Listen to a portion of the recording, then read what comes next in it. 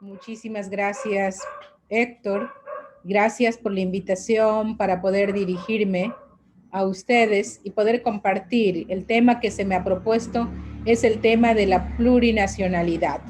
Un tema que realmente tiene una palabra bonita y que está dentro de la Constitución de la República del Ecuador. La Constitución del 2008 reconoce que el Estado ecuatoriano es plurinacional, multicultural y reconoce varias cosas importantes, entre ellas en el tema ambiental, los derechos de la naturaleza, el suma causa y el buen vivir. Y este ha sido uno de los triunfos de la agenda política del movimiento indígena del Ecuador. Sin embargo, a pesar de este reconocimiento tan importante dentro de la Constitución, para mi punto de vista ha sido muy difícil que los gobiernos que han venido lo entiendan de la manera en que se ha sido expuesto el tema de la plurinacionalidad. Primero, a pesar de ser un gran logro, porque en el Ecuador habemos pueblos y nacionalidades indígenas, pueblos en la sierra, nacionalidades en la Amazonía, que hablamos diversidad de idiomas, tenemos diferentes culturas, ocupamos un espacio territorial amazónico, pero un espacio propio de cada grupo étnico o grupo de nacionalidades. Reflejar esto dentro del Estado país ha sido sumamente complejo. Y realmente yo pienso que se ha quedado como letras bonitas dentro de la Constitución y el esfuerzo grande por parte de los pueblos indígenas de que se aplique esa particularidad. Digo esto porque de alguna manera, dentro de las leyes que van después de la Constitución, no se da atribuciones y competencias reales a los pueblos indígenas. Está el Estado central con el gobierno central ejecutivo, está la legislación, las entidades seccionales, las juntas parroquiales, que tienen ese carácter de administradores del Estado. Pero los pueblos indígenas hemos quedado como grupos que tienen un estatuto y un reconocimiento a nivel de organizaciones no gubernamentales. Por lo tanto, el sentido prioritario de la aplicación del Estado plurinacional no funciona por el hecho de que los pueblos indígenas, cuando lo propusieron de esta manera, pensaban en que se aplique todo el conocimiento en los gobiernos territoriales indígenas. Cuando hablamos de este tema es un tanto complejo, les da mucho miedo porque dicen que están hablando de Estado dentro de otro Estado. Y no es así. Nosotros lo aplicamos, como pueblo de alguna manera lo aplicamos. Tenemos un espacio territorial. Sarayaco, por ejemplo, tiene 133,000 hectáreas de territorio y somos 1,350 personas. Dentro de ese espacio territorial tenemos zonificaciones, tenemos un gobierno indígena que funciona dentro de nuestro territorio, dentro del marco legal y dentro de nuestras propias normativas de justicia, aplicamos nuestra seguridad, zonificamos según la realidad de nuestro pueblo y de alguna manera aplicamos todos los conocimientos de este contexto. Sin embargo, esto no es tan reconocido por el Estado a pesar de que está dentro de la Constitución como un Estado plurinacional. Porque cuando hacen políticas o cuando empiezan a implementar políticas públicas dentro de las comunidades, lo que ocurre es que vienen con proyectos externos que no reflejan realmente lo que es el tema de las comunidades. Y eso ha hecho que se entre en gran divergencia y discusiones que han llevado a crisis en ciertos aspectos. Crisis que rompe con el esquema de pensamiento transversal desde el Estado central, como por ejemplo ahorita están en un diálogo con el presidente Lasso y esperemos que lleguen a una solución, y un reclamo de aquellos pueblos que siempre han sido marginalizados. Un reclamo que muchas veces puede ser incomprendido. Y eso ha ocurrido en esta época dentro del Estado ecuatoriano. Los pueblos indígenas también gozamos de derechos que están reconocidos a nivel internacional. Por ejemplo, el derecho a la libre determinación como pueblos. Y dentro de ese contexto sí hemos logrado aplicarlo, el marco del derecho. Según nuestro criterio, porque eso también ha quedado escrito y hemos tenido que demostrar con juicios, cuando hemos aplicado derechos, de que nosotros estamos aplicando la ley, muy a pesar de que el gobierno no lo entienda muy bien, o las entidades seccionales en este caso no lo entiendan bien. Esto yo pienso que de alguna manera no enriquece al Estado, porque el principio de la plurinacionalidad y la multiculturalidad era de que era un Estado que abarcaba diferentes pueblos, que era como un abanico de colores, que nutrían al Estado central y que se reflejaba eso. Pienso que los gobiernos que han ingresado no lo han podido entender de esa manera y de alguna manera la conflictividad ha seguido, porque tal vez cuando lo pusieron como el buen vivir y el Estado plurinacional, pluricultural, no pensaron que funcionaría de esta manera. Y esta cuestión se ha venido a chocar con el tema de la defensa del territorio y la naturaleza que los pueblos indígenas siempre hemos estado llevando adelante. Y la incomprensión de que la cosmovisión de los pueblos indígenas se contrapone con un modelo de desarrollo que viene desde externo y que tiene que ver con un modelo de desarrollo extractivista en su mayoría. En los pueblos indígenas amazónicos, el petróleo, la minería, las madereras y las hidroeléctricas, y en el caso de otros pueblos que tal vez están fuera de Ecuador, están todo el tema de los sembríos que están afectando a muchos pueblos y nacionalidades indígenas. Sembríos de soya, de caña de azúcar, por grandes haciendas. Eso es más, se ha visto mucho más en territorios de Brasil, pero aquí en el Ecuador es el tema del petróleo, la minería, las hidroeléctricas, apertura a carreteras y las madereras, que irrumpen contra la lógica de los pueblos indígenas y que irrumpen con el pensamiento del Estado plurinacional, porque de alguna manera vienen impuestos, pero el Estado plurinacional en su reconocimiento y en su esencia lleva esa defensa de la naturaleza, esa defensa de los ecosistemas, ese reconocimiento del diferente, de una cultura diferente que habita dentro de un Estado central. Entonces, estos han sido los choques que se ha venido teniendo a través de la historia. Para decir que una constitución que reconoce, si no se lo aplica, no funciona. Por más que esté escrito bonitamente y vayan a decir que la constitución del Ecuador es una constitución de avanzada, si no se lo aplica y si no se lo ve como tal, no tiene un funcionamiento y no hace que realmente refleje ese Estado plurinacional. Y ese es el choque que tenemos en estos momentos y lo hemos tenido con todos los gobiernos. Ahorita tenemos el choque del tema del extractivismo y mucha gente nos dice, bueno, los pueblos indígenas están luchando por la naturaleza, pero ¿cómo así que el movimiento indígena nacional está luchando también por los subsidios? Y claro, parecería paradójico, ¿no? Pero sí, pues sí es paradójico. Pero la situación es de que, ya, especialmente en la parte andina, ya estaban muy acostumbrados al tema de los subsidios, utilizan bastante el tema del combustible. Y la parte amazónica, por más que hayamos utilizado, es donde están mayoritariamente los recursos. Entonces, hay una divergencia de opiniones al respecto, dentro de un marco que se está discutiendo una crisis global del clima. Entonces, aquí en el Ecuador hay este tipo de divergencias dentro del Estado plurinacional, que se está solucionando y está buscando una solución dentro del Ecuador. Personalmente considero que el petróleo ya no va a dar más. 10 años, 15 años, posiblemente hasta máximo 20 años, y que los gobiernos tienen que entrar a una transición, el Estado tiene que entrar a una transición que escuche la propuesta de los pueblos indígenas y que inserte la visión de los pueblos indígenas. Yo creo que en el sínodo amazónico hicimos esa práctica y lo hicimos de una manera que el Papa Francisco lo impulsó fuertemente para que pudiéramos escucharnos. Tenemos una deficiencia de escucharnos en el país.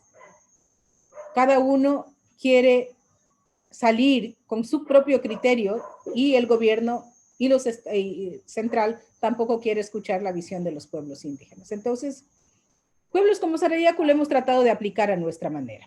¿Cómo hemos aplicado la plurinacionalidad dentro de nuestro contexto? Dentro de nuestro contexto nosotros lo hemos aplicado definiendo el espacio territorial. 133.000 hectáreas de territorio ancestral definido como pueblos ancestrales con identidad. Lo demás pertenecen a otros pueblos indígenas, pero dentro de ese espacio aplicamos el modelo de gobierno indígena, que es una base fundamental. Defensa del territorio, modelo indígena de gobierno interno. ¿Qué implica esto? Esto implica que dentro de nuestro espacio tenemos la posibilidad de plantear varios temas. Por ejemplo, el tema de justicia indígena, el tema de educación, el tema de infraestructura, el tema de zonificación, el tema de leyes internas dentro de nuestro contexto territorial. Y eso nos garantiza la Constitución, nos garantiza el Convenio 169. Y pensamos que es la forma de aplicar la plurinacionalidad dentro de nuestros espacios territoriales mediante el principio de autodeterminación. Y aplicamos lo que realmente significa el buen vivir o el summa causai, que tan de moda estaba hace algún tiempo, pero que ya ha pasado. Y elaboramos una propuesta que consideramos que tiene que ser compartida hacia externo por el bien de todo el tema de la humanidad, que es la nueva relación del hombre con la naturaleza. Y esto nosotros lo hemos dicho, lo hemos nombrado como selva viviente. Selva viviente es la búsqueda de los pueblos indígenas como Sarayaku de que la naturaleza es un ser vivo, consciente y es sujeto de derecho. Y como tal, tiene que ser respetado, porque nosotros somos parte de la naturaleza. Esta búsqueda de ese reconocimiento nos ha llevado a varias instancias. Primero, a instancias nacionales, pero también a discutir en instancias internacionales como congresos mundiales sobre naturaleza. ¿Por qué este punto es tan importante dentro de la estructura de la plurinacionalidad y las culturas y los pueblos indígenas? Porque este punto de relación con la naturaleza es la parte fundamental de los pueblos indígenas en su relación con los demás. Y no solamente me refiero a los pueblos indígenas del Ecuador, es la relación que siempre se mantuvo todos los pueblos indígenas en el mundo. Y lo puedo decir de esta manera porque he recorrido bastante y he hablado con muchos líderes indígenas de otras partes, hasta de Alaska, que están en Siberia, que están en Borneo, y todos tienen el mismo principio que no ha sido entendido a nivel global. El principio de la relación con la naturaleza y de que la naturaleza es un ser vivo, consciente, sujeto de derecho. Y este principio fundamental implica todo un sinfín de trabajo. ¿Por qué? Porque en toda una discusión global se involucra todo este pensamiento y esta visión de los pueblos indígenas. Estamos hablando de que hay espacios vitales en el mundo y un bioma tan importante es el territorio amazónico. Un bioma muy importante es el territorio Sarayaku.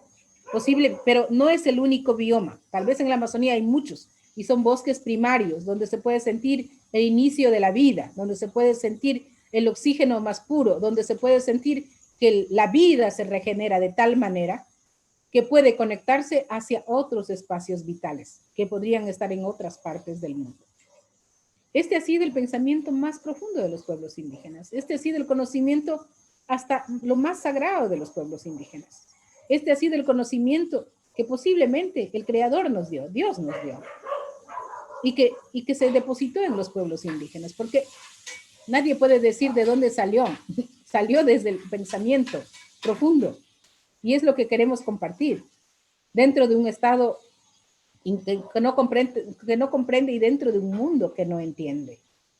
Este pensamiento de proteger la creación de Dios, este pensamiento de cuidar lo que estaba ya ahí y de reconocer de que aparte de mí, que soy una persona, esta naturaleza consciente también es sujeto de derecho. Entonces este es el pensamiento más profundo.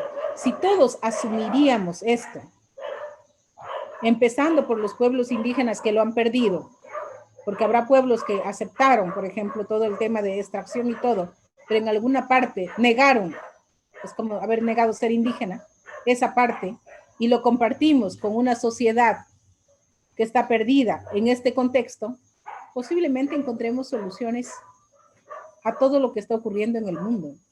Porque el solo contacto con esta forma, con la naturaleza, nos sanará de alguna manera todos nuestros males, inclusive los malos pensamientos, las malas decisiones. Y entender esto tan profundo está todavía tan lejos, y explicarlo científicamente, bueno, con los científicos hemos hablado y tratan de entendernos, y nosotros a ellos, porque de alguna manera nos acercamos, pero es muy difícil explicarlos a los gobiernos. Les hemos puesto, hemos discutido y no lo entienden. Para ellos el modelo del Estado está basado en combustibles fósiles, petróleo y minería. Eso es lo que hemos aprendido. Y eso rompe con la estructura del Estado plurinacional y multicultural, por esta visión tan profundamente arraigada en los pueblos. Y esto es vital y importante entenderlo. El sínodo amazónico intentó, a través del impulso que dio el Papa, de escucharnos. Se hizo un ejercicio de escucha, de escucharnos todo lo que nosotros teníamos que decir. Y se lo está vertiendo al territorio, de alguna manera, todo este tema de discusiones que hubo sobre los pueblos indígenas, de cómo tenían que relacionarse, de cómo tenían que acompañar a los pueblos en todo este proceso de resistencia en muchos casos, de lucha, de propuestas y de entendimiento. Y cómo mirar la presencia de Dios en cada una de estas acciones, acciones positivas, acciones buenas, y sentir en la naturaleza la creación divina. Entonces, esto es algo que realmente para nosotros es importante. Difícil de explicarlo, sí, pero es vital. Y para pueblos como Sarayaku, este es el principio fundamental de empezar la ejecución de un verdadero Estado plurinacional. Entender esta particularidad. Y desde esa particularidad tan profunda, empezar una construcción que involucre las partes más positivas de las diferentes culturas. Y yo me imagino un Estado plurinacional no solamente que vea a los pueblos indígenas, sino a aquella sociedad mestiza que está ahí, que es en su mayoría, y que proviene de las fusiones del indígena, del negro, del blanco, de todo, y que es parte de ese Estado plurinacional. Pero también están los pueblos indígenas que mantienen su cultura, su tradición, su idioma y su territorio. ¿No sería tan maravilloso de que usted vaya a algún lugar y no vea las casas de cemento, sino una arquitectura impresionante, nacida de los pueblos indígenas, desde los conocimientos? Que vea cultivos orgánicos, nacida desde los conocimientos. Que vea unidades escolares que tengan ese complemento de lo que le interesa, de lo que es el conocimiento tradicional, pero que complementa con la parte occidental en su interrelación. Que la naturaleza esté intacta, sin contaminación y sin vertidos de petróleo o de minería o de mercurio. Y que cada pueblo, porque cada pueblo es tan diferente, por más que nos parezcamos, somos tan diferentes, que a veces ni entre nosotros mismos podemos entendernos. Nos toca ver lo maravilloso que es una cultura diferente. Los shuars y los quichuas no nos parecemos en absoluto, mucho menos los guaraníes o los zaparas en la Amazonía, tampoco los sionas y los secoyas o los cofanes. Pues cada cultura tendría la posibilidad de aportar con ese maravilloso conocimiento que tienen guardado, aparte de en todos los temas pequeños. Yo me imaginaría ese Estado ecuatoriano que, aparte de poner el Estado plurinacional en la Constitución, realmente permite la aplicabilidad de esos conocimientos de los pueblos y que lo apoye como tal. Y que no venga a ver a los pueblos indígenas como seres que no saben pensar y que necesitan un plan realizado desde el escritorio donde se lo viene a imponer. Y en eso yo creo que en el sínodo la Iglesia Católica fue muy clara. Nosotros vamos a acompañar No lo vamos a imponer. Nosotros venimos a hacer ese acompañamiento, a escuchar, a entender. Y ese ejercicio implica que sería interesante en cada uno de los países. Y es un ejercicio que a nosotros nos ha servido muchísimo para poder entender al diferente. Inclusive me ha servido a mí para entender a personas que tal vez tienen una visión diferente y escucharles y tratar de entender por qué. Eso es lo que nos hace falta en nuestros países, aparte de la tolerancia. Y realmente se aplicaría el verdadero Estado plurinacional. Y dentro de las leyes está el principio de autodeterminación, están los derechos que tenemos, está todo, está bien bonito, pero no se aplica. Y lo aplicamos nosotros y muchas veces somos tratados como divisionistas, como retrógradas, como gente que impide el desarrollo o como que queremos formar estados dentro de otro estado. Y estas cosas lo que han hecho es conflictuar al país de tal manera que empiezan a polarizar las cosas. Tú no te puedes llevar porque este no te escucha. Tú no puedes hablar con este porque tiene un pensamiento diferente. Aquí vienen ideologías que no son nuestras, izquierdas y derechas y centros, cuando nosotros somos pueblos indígenas, con construcciones propias y conocimientos propios. Entonces, si no se aplica el verdadero Estado plurinacional, vamos a seguir teniendo problemas. Si no se entiende el pensamiento y la visión de los pueblos indígenas, vamos a seguir teniendo problemas. Porque ahí también hay el resentimiento de ciertos actores que dicen, bueno, no nos entienden y nos han maltratado tantos años y todo, y empieza a resurgir toda esa cosa que no permite avanzar en ningún aspecto, ni en el aspecto de construcción del Estado plurinacional, ni en el aspecto de entender al otro, ni en ningún aspecto. Y eso es un gran retroceso. Yo creo que para mí sería bueno, mejor hablar con todos ustedes, porque yo podría hablar de muchísimas cosas de los pueblos indígenas. Podría hablar de las luchas y resistencias. Podría hablar de esta propuesta de selva viviente más en su profundidad. Podría hablar de lo que sienten las mujeres dentro de nuestros espacios. Podría hablar sobre los temas de educación. Pero lo que sí sería bueno, yo pienso, es conversar y escucharnos. Y realmente, ¿qué piensan ustedes de un Estado plurinacional? Del buen vivir, de los derechos de la naturaleza, cómo está establecido dentro de la Constitución. Y me imagino que si son de varios lugares, todavía esto no está estipulado dentro de la Constitución de ustedes. Esto es una cuestión que creo que está en Bolivia y aquí en Ecuador, aunque no funcione, por lo menos está en las leyes. ¿Qué implicaría su aplicación y qué implica su no aplicación? Muchísimas gracias.